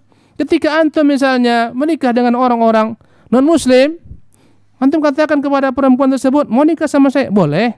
Tapi kamu masuk Islam? Oke, saya masuk Islam. Ucapkan syahadat, dia ucapkan. Padahal dia nggak ngerti. Dikira Islam itu apa? Suku. Dikira Islam itu adalah kebiasaan. Atau dianggapnya klub, olahraga, dan seterusnya. Bahaya. Antum terangkan. Ya, organisasi. Antum terangkan ini adalah akidah. Setelah ini kita akan mati. Berhadapan sama Allah SWT. Setelah ini akan ada kiamat. Akan ada azab kubur, nikmat kubur. Jadi antum jangan coba-coba. Sampai antum terangkan kepadanya agar dia masuk Islam dengan benar. Ya, subhanallah. Jadi saran kita, dekatkanlah orang-orang seperti ini dengan lingkungan kaum muslimin. Anak-anak antum dekatkan dengan anak-anak kaum muslimin. Kalau andai kata didekatkan sama anak-anak orang kufar, wallahi hilang islamannya. Lambat laun antum dengan anak akan senantiasa berkelahi. Pulang antum nak sholat, apa sholat bapak aja yang aneh. Semua kawanku nggak ada yang sholat. Asal dia bahaya. Ya apalagi ibunya nggak strength di rumah mendidik, dibiarkan anaknya lepas, pening kepala antum, ya kan? Subhanallah. Apalagi dia punya family, punya keluarga, dan nggak kuat akidahnya, hari raya keluarga dia ikut. Subhanallah, bahaya. Maka solusinya apa? Antum harus buat komunitas kaum muslimin, dekatkan dengan kaum muslimin, senantiasa bersama kaum muslimin. Kalau nggak hilang keislaman kita. Karena itu Rasul mengatakan, saya berlepas daripada orang-orang yang tinggal di tengah orang-orang kufar. Subhanallah. Andai kata itu mampu hijrah. Misalnya pasangan-pasangan antum di sini berat rasanya melepaskan diri dari lingkungannya, ajak hijrah ke negeri kita. Subhanallah. Jika memungkinkan, ajak hijrah. Kalau nggak memungkinkan, buat dekat-dekat dengan Islamic Center, dekat kaum muslimin, atau ya ini antum memprakarsai untuk dibuat Islamic Center. Kalau enggak, subhanallah, berat, wallahi berat. Ya. Tapi saya katakan, akidahnya dikuatkan. Kalau kita cinta kepada Allah Subhanahu wa taala, patuhi peraturan-peraturannya, perintah-perintahnya, larangannya, cinta kepada sunnah Rasulullah. Dilarang dalam Islam karena semuanya berbahaya. Diperintah dalam Islam karena semuanya mengandung kemaslahatan. Ya. Ajak dia berpikir, kenapa Allah haramkan khamar? Kita bilang, tuh lihat orang mabuk. Kayak tadi malam kami lihat orang mabuk, subhanallah. Muka merah. Di samping pintu kereta api berdiri, lama-lama tasnya terbuka, tasnya jatuh, dia pun udah miring-miring hampir jatuh. Subhanallah. Katakan, inilah contoh yang Allah larang. Lihatlah bagaimana seorang Allah berikan baginya kesempurnaan akal, dia hilangkan akalnya. Dan semuanya karena rusak akidahnya. Orang-orang kufar ya, apalagi seperti di Jepang ini seolah-olah udah merupakan negeri tanpa agama, ateis. Banyak benturan-benturan kehidupan, banyak masalah, banyak problem. Takut masa depan yang suram, takut miskin, takut mati. Ya, ketika berbentur dengan masalah, apa larinya? Larinya apa? Minum sake ya. Sake. Minum sake pelarian. Padahal semakin kacau, setelah habis sake datang kembali. Akhirnya nggak tahan, lambat laun apa? Bunuh diri.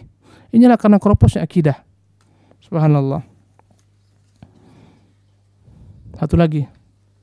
Ustadz, kadangkala saya merasa seperti kentut, namun tidak ada suara dan bau. Hanya saja terasa sedikit lega dan seperti ada yang keluar. Apakah ini juga tergolong kentut? Baik. Rasulullah mengatakan, "Idza wajada ahadukum fi batni syai'an," andai kata seorang dan akan mendapat di dalam perutnya seolah-olah ada sesuatu, fala yansarif, jangan dia batalkan salatnya hatta yasma'a sautan au yashumma rihan. Janganlah dia tinggalkan salatnya sampai dengan yakin dia mendengar suara kentutnya keluar atau dia mencium baunya. Kalau andai kata ragu-ragu, itu tinggalkan. Maksudnya tinggalkan apa? Terus salat. Bukan tinggalkan salat. Karena hukum asalnya antum suci. Ya. Ini kaidah penting. Apa kaidahnya? Al-yaqinu la yuzalu bisyakki. Yakin enggak akan dapat hilang dengan keraguan-raguan. Ini kaidah. Andai kata antum tadi ketika sholat ini telah wudu nih kan, tadi wudu dan enggak ada antum ke kamar mandi, enggak ada merasa buangan kecil, enggak ada merasa kentut. Sekarang tiba sholat asar. Jangan-jangan tadi saya batal. Hilangkan kata-kata jangan-jangan buang. Antum masih apa? Suci. Tapi sebaliknya, antum yakin tadi antum itu telah ke kamar mandi, telah buang air kecil dan enggak berwudu. Tapi antum ragu, jangan-jangan tadi saya sudah pergi wudu kembali.